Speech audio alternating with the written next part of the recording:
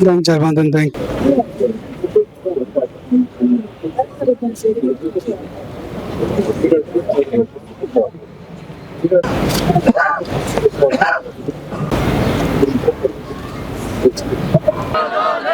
Herkes için adalet, şehit namurum, şehit namurum.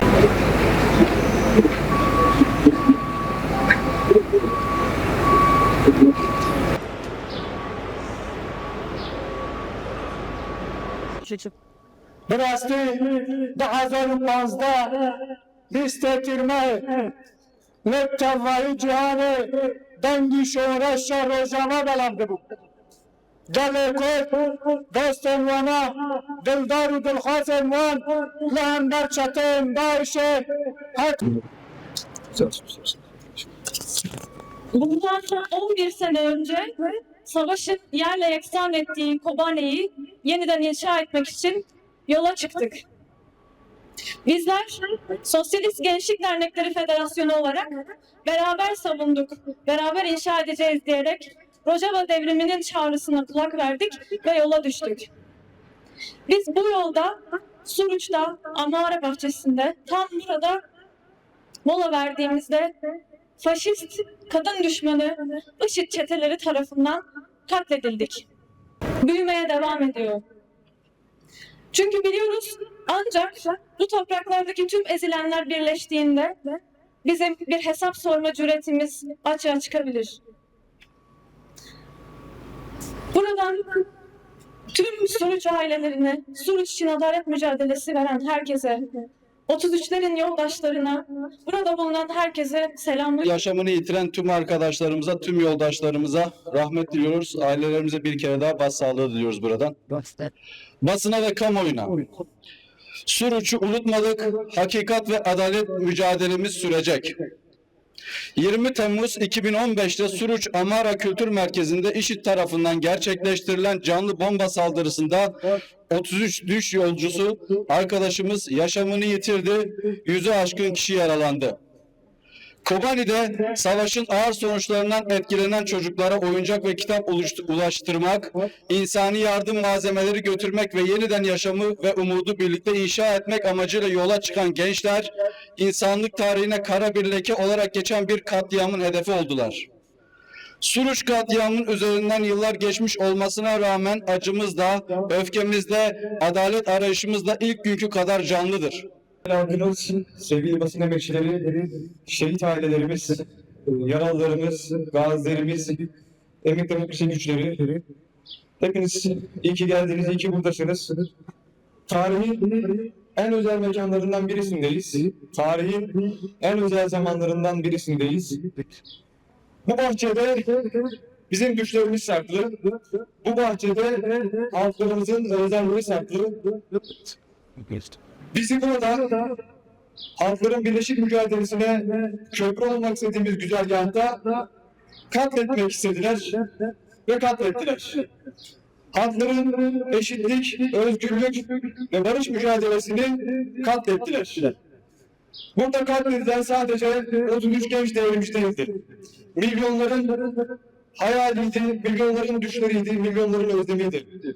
Ve onların umurlamalarında bunu bir kez daha görmüş olduk. Saat 11.50'den sonra 11.50'de Türkiye ve Kürdistan coğrafyasında harita yeniden çizildi. Siyasi harita baştan çizildi. Barış rafa kaldırıldı, donduruldu. Katliamlar serisi başlatıldı. Eylem, örgütlenme, söz hakkımız her şeylerimizden alınmak istendi. Kürt halkımız işgalci sömürgeci savaşın kurşunların, bombaların altında bırakılarak imha edilmek istendi, yok edilmek istendi. Ama biz bir şeye tutunmasını iyi bildik. Evet, burada katledildik ama yenilmedik. Düş yolcularımızın düşleri yenilmedi. Onların düşleri hala omuzlarımızda yükselmeye devam ediyor. Bizi katledenler de... Evet. 11 yıl önce hepimiz buradaydık. 11 yıl önce, dile kolay 11 yıl. 11 yıldır bizim hayatlarımız aynı değil. Bu ülke de aynı değil. Çünkü 11 yıl önce tam da burada, bu bahçede barışı, demokrasiyi, sosyalizmi, bunlara dair umutları hedef aldılar. 11 yıldır ama adalet mücadelemiz sürüyor. 11 yıldır, dün Rojava devrimiydi. Rojava devrimine destek için Gezi'nin ruhunu taşıyarak geldik buralara. Türkiye'nin, Kürdistan'ın her yerinden geldik.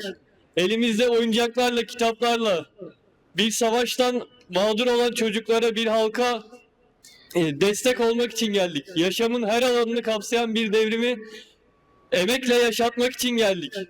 Fakat 11 yıl önce burada, tam da bu bahçede en barbar, en faşist, en kanlı zihniyet tarafından Arkadaşlarımızı, canlarımızı, dış yolcularımızı yitirdik.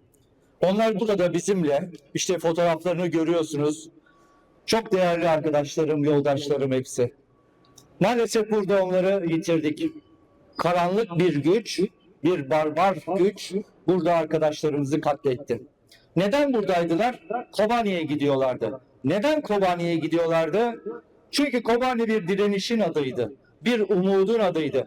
Çünkü Kobani Rojava devrimini savunmaya devam ediyordu. Rojava kadın devrimini yok etmek isteyenler, IŞİD barbarlarını Kobani'nin üzerine salanlar, onun arkasına dizilenler, Kobani'yi düşürmek isteyenler aslında bir başka dünyanın mümkün olmasına tahammülleri yoktu.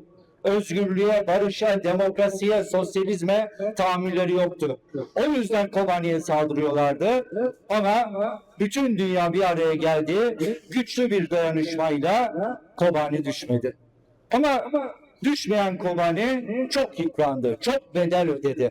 İşte o bedeli telafi etmek için, o bedelin ağırlığını hafifletmek için dünyanın her yerinden olduğu gibi Türkiye'nin her yerinden de insanlar Kobani'ye el uzatmak istiyordu. Bunun en kıymetli, en değerli yolculuklarından biri de düş yolcusu arkadaşlarımızın yaptığı yolculuktu. Buraya geldiler. Bir basın açıklaması yapıp Kobani'ye geçeceklerdi. Orada çocuklarla buluşacaklardı. Oyuncak götürüyorlardı. Boya kalemi, boya defterleri götürüyorlardı. Bir nebze olsun o acının izlerini silmek istiyorlardı. Çünkü Kobani yeniden doğuyordu. Yeniden aslında bir başka dünyanın mümkün olabileceği.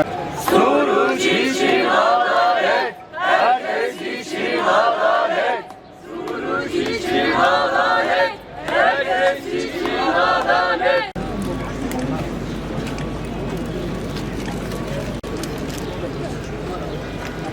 Barış ve adalet için.